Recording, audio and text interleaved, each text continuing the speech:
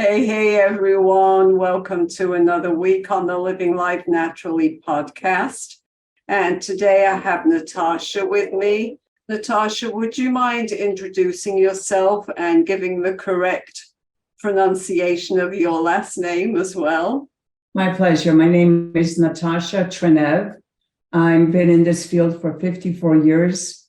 I introduced natural style Bulgarian yogurt with my family's business in the mid-1960s while I was still in high school and starting UCLA. We set the standard for yogurt in California and the standard for kefir in the state of New York. I was the first one who pioneered the name probiotics and introduced the category to the world. And I've been a leader and a producer, a formulator, and a researcher in this field for at least 40 years in the probiotics field. And before that, fermented foods. Right. So I see behind you, you have a line of products. Are they like probiotics? Yes, they're specific probiotics. Unfortunately, people banter the word around probiotics. Yes. But I'm the one who introduced it to the National Nutritional Foods Association, which unfortunately doesn't exist anymore. And it's because we tried to implement something called True Label. And the people who voted on my standard for probiotic labeling did not like the True Label program. And so they decided to leave the organization, which was around for at least 60 years. And then they decided, asked me if my probiotic labeling standard was read into congressional record, which it was, and unfortunately still not followed this day. And people are just putting a probiotic label. And since microbiology is a very complex science and probiotics even a much more complex science, it's easy just to label something a probiotic without any knowledge or without any in-depth, understanding. So let's go back to what probiotics, prebiotics all mean. So why should we understand the function of our microbiome so that we can gain or maintain health? I know it's a big buzz topic all about gut health lately. Right. Well, I've been lecturing in this for, like I said, well over 50 years. So the microbiome, and I work with the Microbiome Trust in 2013, really means the sum total of all the genetic material of the 100 trillion microbes that line your 27 feet of GI tract. And that, genetic material is about 238 million genes versus our 22,000 genes. So that genetic material is much more powerful in influencing our health. And second of all, since up to 80% of our immune cells are on that intestinal wall, that communication with those immune cells is very important in knowing what organism needs to be increased and which organisms need to be left alone. Furthermore, your second brain is located in your GI tract. It's called the enteric nervous system. And the correct neurochemicals are produced in your gut, one of them being serotonin up to 90%, and the other one, dopamine, up to 50%. And they're also the precursors of the production of GABA and tryptophan. This is just top of the list. So those neurochemicals are transported via the vagus nerve from your belly to your first brain. And that's a very important concept to understand because your second brain can literally control your brain function with these chemicals that it produces and sends up by the vagus nerve. So how do we, because there are so many out there, and you kind of touched on this, but how do we understand probiotic supplements and their relevant importance, say, to support a healthy microbiome? How can we know who we can trust when we're looking for a product? Well, I've been doing this, like I said, for 54 years, and I'm very strict. I do the research and I only choose probiotic beneficial bacteria that have been in the literature for 100 years or more, that have evolved with Homo sapiens and are part of our true friendly microorganisms that have only helped us and love to live inside of us as long as we are a good host for them to thrive. So, it's based on decades of study. It's meticulous work, and it's not choosing the cheapest and the shortest path, but choosing the correct one that will allow the microorganism to survive production, storage, shipping, stomach acid, and bile in order to be able to implant in the small and large intestine and do all those fabulous things that the real probiotic microbes are supposed to do. So there are so many out there. Is there a way that you can actually research? So for many, they just do a Dr. Google search, like what's a good probiotic? And then there's all these that come up, and really it's hit or miss with what you get. Yeah, well, most of them don't work because most of these companies, I would say virtually all of them, do not research and produce their own product. There's multiple, what we call bulk manufacture, where they just take these microbes, concentrate them, and throw them on a carrier, and then tell the customer whatever they want to hear. And they just throw a bunch of names of microbes on the label, hoping to impress the uneducated consumer. But vastly, those organisms are not all there. Second of all, if they are there, they're in such small numbers, they can't do you any good. And third of all, when they're put together and they're allowed to touch each other inside a capsule, they start, eliminating each other for competition for food, which there is none in that capsule, and for growth. So you have an uneven, untested product, and maybe one or two will survive, which are put in there in such high numbers and so stressed because they want the laboratory to find something in there so that they're not totally misleading people with their label contents. And so that's why, again and again, I hear from people, well, I've tried probiotics, but they didn't do anything for me. And that's a tragedy because this is the most important field of study for health for the 21st century. And the fact that there's so much confusion and they're being sold like drugs to treat symptoms, but they're not designed to treat just symptoms. What the purpose of a true probiotic microorganism is to change the ecosystem inside of your 27 feet of GI tract and create an optimal balance so that the body is given the tools to heal itself. And this is where the misconception and misunderstanding comes about. And so I give people a very simple checklist. If they're sitting on the shelf, forget it. They're going to be worthless. I don't care what the manufacturer tells you, because there's really nobody checking. The FDA doesn't have the resources or the time to check. And really, it's buyer beware. Second of all, the real microorganisms have to be safe at any level, and they shouldn't compete with the primary organism in the large intestine. Some of them are thrown in there, but they don't support the bifidobacteria in the large intestine, where this is a very important place for the bifidobacteria to live, so that they're competing with each other. They might do well in the small intestine, but then outcompete each other in the large intestine, which defeats the purpose of taking the right probiotic.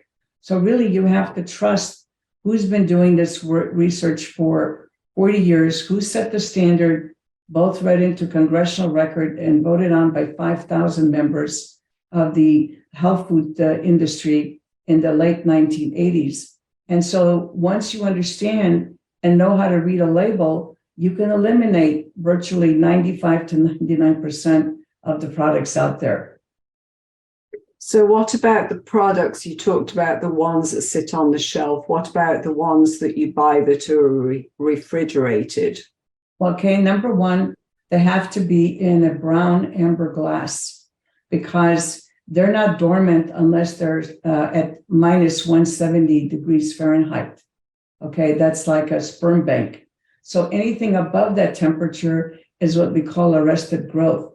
So the best thing to do is to keep all moisture and all light, and to keep them cool to stop them from growing rapidly. So glass, and specifically amber glass that doesn't let light in, is the best storage. And for instance, I even use a tin lid. I don't even use a plastic lid because that will allow enough moisture to get in and start the life cycle, which is not what you want inside a bottle. Mm-hmm. And second of all, it has to be refrigerated. For the same concept, you refrigerate food. You refrigerate food to stop bacteria from growing, correct? Right. So that's the same thing. You don't want the probiotic to grow inside the bottle. So you need to refrigerate it. And it's very simple. And if, people tell you all kinds of stories and the consumer doesn't know, doesn't have the background to even research if that's true or not. And unfortunately, a lot of the information on the internet is inaccurate or just very peripheral and not designed to make you make the right choice. So now, having said that, now you have to know who's researched and formulated the product, because you're dealing with very intelligent single-celled brains, which are microbes, and they don't do anything that's not in their best interest. So you have to make sure that the bacteria are grown correctly, that they're stabilized. And then number one, how are they going to survive stomach acid? Because stomach acid is designed to digest protein and to kill bacteria, the two primary functions of stomach acid. So if you say you have an enteric-coated capsule, that's great if you're selling a pharmaceutical drug, but it's not really designed to protect the bacteria through stomach acid, which can be quite low in pH and destroy the bacteria, because that's the function of stomach acid. It's there to protect you from the bacteria that come in through the air, through the water, and every food that you ingest, because that's something we call background noise.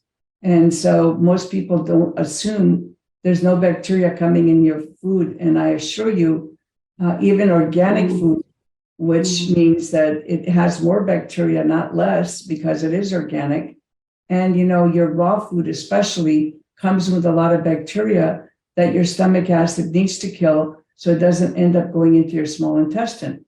So then also the bacteria have to be bile tolerant, because that's the next danger they have to overcome, because bile is there to emulsify oil, and it's on the other pH spectrum. It's very high pH, also designed to kill unwanted bacteria. So if your product is not chosen correctly, your bacteria are not protected, they won't survive stomach acid, no matter what potency you claim on the label, and they won't survive bile. So basically, I've had hundreds of people tell me, well, I've tried probiotics, but they don't work for me. So this is the tragedy, and that's why I'm still working at my age, not because I need to, but because I feel that since I'm the originator of this field, it's so important to assure people what it is they need to look for in order to get those miraculous benefits from probiotics. Right. So before I go on to ask you a bit more about your product, I want to ask you this, because it's kind of thought-provoking to me. This was one of your thoughts, that your thoughts can make you sick or healthy, which we know, we've heard, maybe it hasn't got down in there yet. But what do they do to your microbiome? Well, that's another separate lecture, but in a nutshell, your thoughts or your perception of reality can turn on and off genes, and it can also produce chemicals in the body that are unfriendly to the microbiome. And those chemicals will destroy not the bad pathogens, but the good bacteria. And unfortunately, since I don't make the rules, I can't change what happens inside your gut once these bacteria get in. So yes, your thoughts can make you sick or they can make you healthy. And if you produce those negative chemicals, one of the stress chemicals everybody knows about, it's cortisol. It also has a detrimental effect on your microbiome, which most people are not unaware of. Right. The chemicals that are bad for you are also bad for the good bacteria. So you have to change your perception of reality.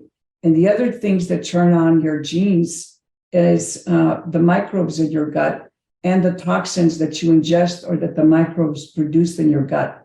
Those are the only three things that turn on your genes. People think that just because they have a genetic predisposition, they're doomed to get that disease or whatever. That's not true. You have to do something to trigger that gene in order to manifest that disease or to manifest that good property. Right, right. So it all comes down to the fact of we all need to learn how to control our own health. And do you have any good places that people can research some of this stuff? I know it's very, very hard to say, but how did you come up with your research? Okay, well, first of all, in the 1970s, I was one of the first people that got microfiche data from the Academy of Sciences. Then it was called Leningrad. And I did the research. I translated Bulgarian books on making yogurt technology. And then in the late 1970s, I was appointed by the University of Nebraska as an exclusive licensee to represent their first research in what we call super strains of Lactobacillus acidophilus, which is the primary beneficial bacteria of your small intestine, and Lactobacillus bulgaricus, which is one of the primary organisms necessary to ferment milk into what we call yogurt. It's a starter culture, but it's also what we call a longevity bacteria. So from that research, I've gone on to work with Dr. Marvin Speck at the University of South Carolina. He's gone. Unfortunately, both of the professors are gone. I'm still around. And then from there, I've worked with leading researchers in the field, one that worked for the English version of the CDC, and one of the top microbiologists in the world, Dr. Harun Shah, and his wife, Dr. Sahir Garbia. And then I also work with the father of anaerobic microbiology, Dr. Sidney Feingold, who passed away, unfortunately, a couple of years ago. And then I work with the head of the World Gastroenterology Association, Dr. Julio Bay, in Argentina, and we did 2 clinical research projects on celiac disease using one of my probiotic products. I've worked with the leading researchers in the field of bifidobacteria that published what we call the Bible on bifidobacteria. That was in the 1980s. And I've worked with leading researchers and clinicians at the Cleveland Clinic, Yale University, Stanford University, UCLA, and on and on. So I've been working in research and production methodology in this field for 40 years. That's awesome. So tell us a little bit about the product that you have. Well, those products took me years to put together, and still they're unique. And my whole purpose of staying around is to challenge people to come up with good competition, because certainly can't produce enough to supply everybody, but I'm hoping to send a standard so that people are educated so that they can demand better quality products from the other people selling them. And that's my whole objective here. One of the things that I did is develop a unique oil matrix process to microenrobe the 3 bacteria that I chose based on my 40 years of research. One for the small intestine, one for the large intestine, and one for the transient flora. And I microenrobe those bacteria in the oil matrix and put them in a 2-piece hard gel capsule, which is unique technology. And the reason you don't want to use soft gel, it's a very dirty process and able to contaminate, and also doesn't keep the water activity low enough not to stimulate the bacteria to grow and die inside the capsule. So everything that I know about these microorganisms were used in this unique product to help protect the bacteria so that they're healthy and vital by the time they reach your small intestine, that they pass the stomach and bile, and that they're healthy and alive by the time they reach the small intestine. And the other thing that I developed was something called the original growth medium that is preserved and fermented, but the bacteria like. And so they're incentivized to produce these wonderful fermentation byproducts, which is not only healthy and good for them, but is healthy and good for the human host. So it's what we call a complete or full culture product, with each bacteria in a separate bottle with its own growth medium and its own beneficial fermentation end products that is also used in a conjunction with that super well matrix pill, which we call the Healthy Trinity, to really do a layering system to cover that incredible 27 feet of your GI tract. If you took out your small intestine and spread it, it would cover a tennis court. So you have to imagine how difficult it is to formulate and figure out the methodology needed to cover that area and to incentivize the bacteria to grow.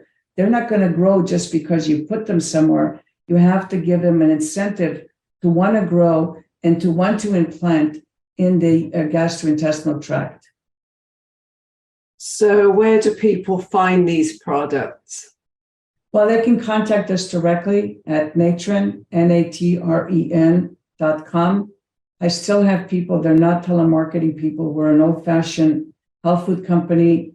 They can call us and talk to a live person who's been with me for at least 10 years. And my senior staff has been with me for 23 years. And that's all they do is they help people choose the right regimen for them. It's not about selling them specials or hyping them.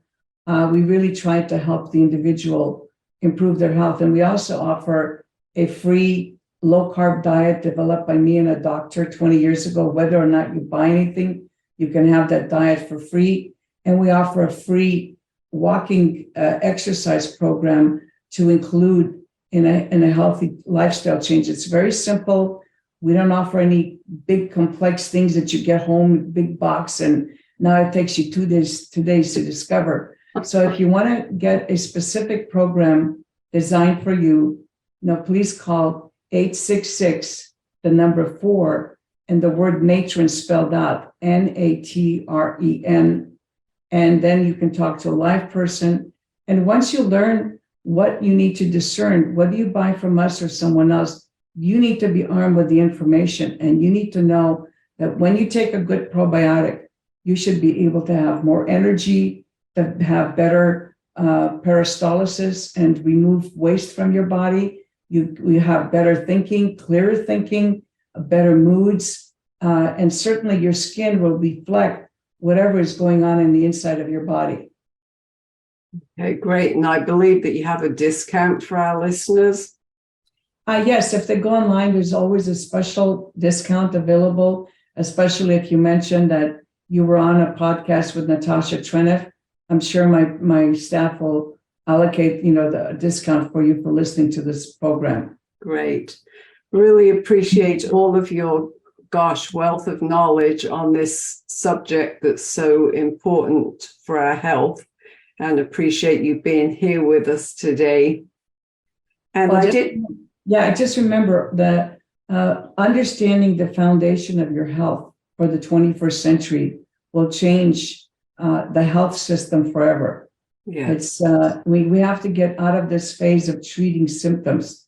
We have to give the tools to the body to allow it to heal itself. Yeah, appreciate it, Natasha. I forgot to ask you where it is in the US that you live. Okay, I live in Westlake Village, California. And we're right here close to the Ventura County line. And my home is in the Malibu Canyon area. And my office is about 8.5 miles from my home. And we're blessed to live here. And we're thankful every day that we live here. Well, thank you so much for joining us today and giving us all this wonderful information. I will drop everything in the show notes so that people can contact you, and appreciate you and all of your great insight into our gut health. But thank you. I appreciate the support, and let's get the word out, because this is a new era for all of us, and we need to inform ourselves better and inform our friends and family. Yes, I agree. Thank you so much. My pleasure. Have a wonderful rest of the day. Thanks, you too. You have been listening to the Living Life Naturally podcast, where we're on a mission to inform, inspire, and encourage women to live their best life confidently, joyfully, and freely from what's been holding them back. For show notes and free resources, visit holistic-healthandwellness.com. And I'd be delighted if you'd follow us on socials to connect further. If you enjoyed this show, why not share it with your friends? If you found good value, chances are they will too. And of course, a 5-star review on iTunes is always greatly appreciated, as much as I appreciate you listening. So until next time, live life naturally and joyfully.